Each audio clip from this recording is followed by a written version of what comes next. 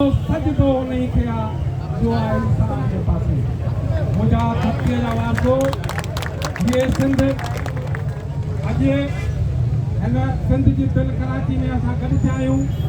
सभ खां पहिरीं मूंखे हिकिड़ी ॻाल्हि ते एतिराज़ आहे जेको तव्हां पाण खे माइनॉरिटी चवरायो था, जेको तव्हां पाण खे अक़लियत चवरायो था, मां तव्हांखे हथ वधी चवां थो त बाबा तव्हां धरतीअ जा वारिस आहियो, तव्हां 5000 सालनि खां हिन धरतीअ जा मालिक आहियो, तव्हां को अक़लियत में पाण खे छॾायो था।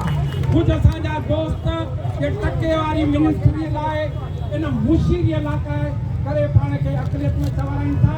तव्हां अक़लियत न आहियो, तव्हां दुनिया खे मुंहनि जे दड़े मां अॼु जेको अंग ते कपिड़ो पियल तव्हां पहिरायो आहे, तव्हां मुंहनि जे दड़े में जेको वीर ईजाद कयो आहे, अॼु दुनिया खे इहो तव्हांजो तरक़ी आहे। तव्हां कहिड़े हिसाब सां पाण खे अक़लियत था चवायो? बाक़ी इहे ज़ुल्म हिन मुल्क जे वजूद में अचण खां असां सां शुरू थींदा पिया अचनि, इहे थींदा रहंदा। उन्हनि खे असांखे मुड़ुस माण्हू थी करे जीअं हींअर असीं सभु गॾु थिया आहियूं, हुते कश्मीर में गॾु थिया आहियूं, कराची में गॾु थिया आहियूं। तव्हां माशाअल्लाह कारोबारी माण्हू आहियो। हिन सॼी सिंध में तव्हां पंहिंजा दुकान पंहिंजा सभु बंदि कयो, हिननि जा पाण ई वायूं बताल थी वेंदियूं। इहे रोड रस्ता असां बंदि करणा आहिनि। हे कीअं कमु न कंदा? तव्हां ॾिसो हीउ जेको अॼु अगवाकार आहिनि, इहो वीडियो मोकिलीनि था, अगवाकार लाइव अचनि था। तव्हांखे ख़बर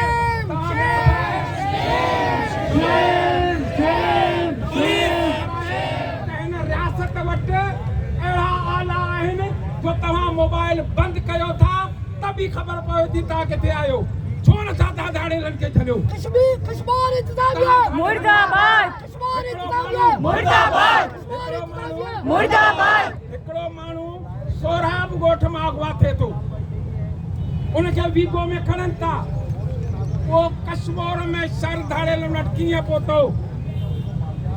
तव्हां अकुल कयो। ही सभु रियासत पाण पई करे, उते जा वॾेरा, उते जा मीर, उते जा पीर सभु हिननि सां ॿधल आहिनि ऐं असांखे उन्हनि जे ख़िलाफ़ जदोजहद करणु पवंदी। हे जंग अॼु जी न आहे, हे जंग जंहिं वक़्त खां ई मुल्क वजूद में आयो आहे। असां सिंधियुनि सां थिए थो, असांजे माण्हुनि खे तंग करे हिंदुस्तान मोकिलीनि था, असांजे माण्हुनि खे तंग करे उनजो कारोबार ते कब्ज़ो करणु चाहिनि था, असांजे माण्हुनि ते कब्ज़ो करे हिन कराची में धारा आबाद करे असांखे अक़लियत में करणु चाहिनि था। मां तव्हांखे चओ था त असां सभु कढायूं। जीअं सिंध क़ौमी महाज शहीद बशीर ख़ान जी जदोजहद ते अमल कंदे, साईं पीएम सैयद जे अदम तशद्दुद वारे कंदे असां तव्हां सां गॾायूं। हमेशह साईं तव्हांखे चयो हूंदो साईं पीएम सैयद पाण खे वरी ॻाल्हियो, लेकिन हुननि चयो इहा जेके मीर, इहे पीर, इहे गॾु होड़ी आहिनि।